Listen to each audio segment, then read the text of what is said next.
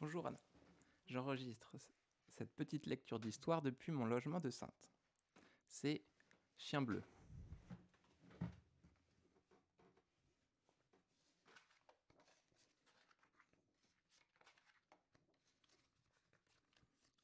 Assise au soleil devant sa maison, Charlotte jouait tranquillement avec sa poupée quand elle vit un grand chien s'approcher d'elle. Un chien étrange au pelage bleu, aux yeux verts brillants comme des pierres précieuses. Pauvre chien bleu, dit-elle en le caressant, tu as l'air abandonné. Elle partagea avec lui son pain au chocolat.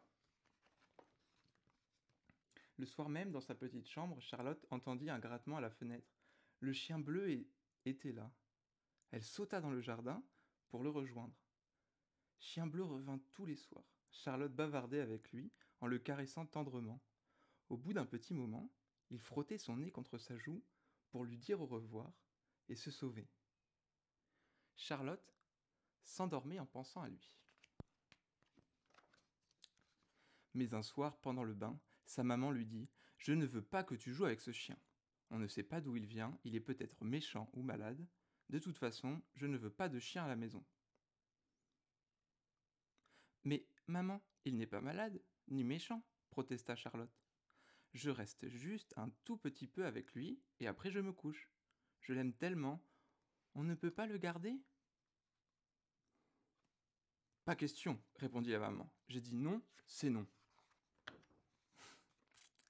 Quand Chien bleu vint à la fenêtre, selon son habitude, Charlotte était si triste qu'elle pouvait à peine parler. Je, je n'ai plus le droit de te voir, dit-elle d'une voix entrecoupée de sanglots. Maman ne veut pas.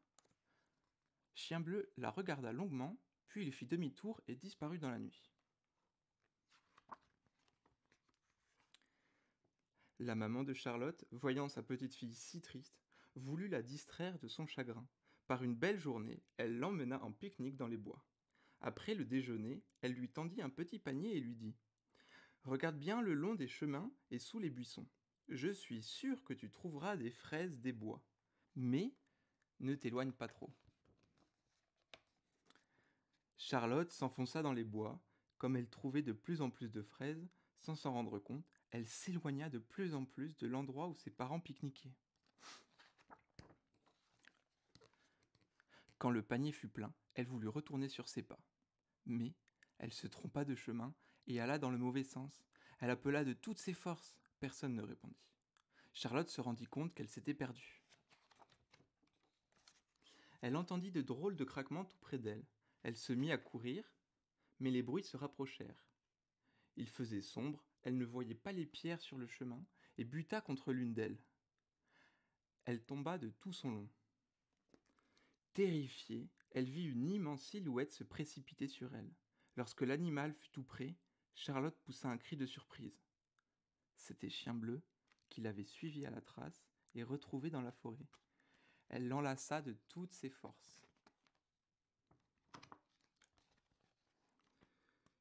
« Tu vas me ramener à la maison ?» demanda-t-elle.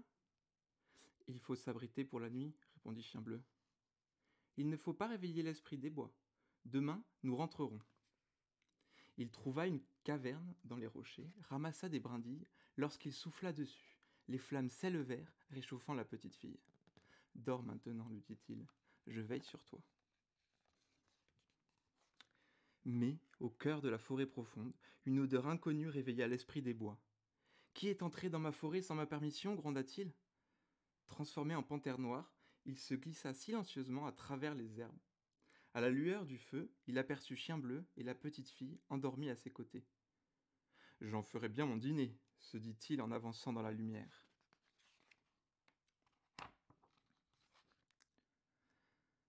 Les babines retroussées, Chien bleu se leva en grondant sourdement. « Misérable chien !» s'écria la panthère, furieuse. « Tu crois que tu m'empêcheras de me saisir de mon bien ? Tout ce qui est dans cette forêt m'appartient. » Chien bleu bondit, tout croc dehors, griffe en avant. Toute la nuit, ils luttèrent, essayant de se déchirer de leurs énormes crocs, monstres écumants de fureur. La panthère était terriblement forte. Chien bleu se battait vaillamment, mais ses forces faiblissaient. Au petit matin, pourtant, Chien Bleu sentit la panthère reculer sous ses coups, éviter la bataille. Elle semblait terrifiée, sa voix tremblante supplia. « Tu as gagné, laisse-moi partir. » C'était le jour qui faisait peur à la panthère. Si le soleil se montrait, elle disparaîtrait en fumée. Car l'esprit des bois n'a le droit d'apparaître que la nuit. Chien Bleu la laissa s'enfuir, il n'avait plus rien à craindre à présent. Lorsque Charlotte se réveilla, Chien Bleu dormait, épuisé. « Debout, gros paresseux, lui dit-elle joyeusement, il faut rentrer. »« Monte sur mon dos, dit Chien Bleu, en s'étirant, et en bâillant, nous irons plus vite. » Chien Bleu galopa à travers champs. Il allait si vite que Charlotte avait l'impression de voler. Arrivés à la maison, ils entendirent pleurer les parents de Charlotte, désespérés d'avoir perdu leur petite fille chérie. Ils l'avaient cherchée tout le jour, toute la nuit, sans pouvoir la trouver. « Je suis là !» cria Charlotte en ouvrant la porte. « Chien Bleu m'a sauvée !» Plus tard, la maman de Charlotte s'écria en tenant bien fort sa petite fille dans ses bras. « Dire que je ne voulais pas que tu gardes ce chien. »« Comment va-t-on l'appeler » demanda le papa. « Il s'appelle Chien Bleu, » dit Charlotte.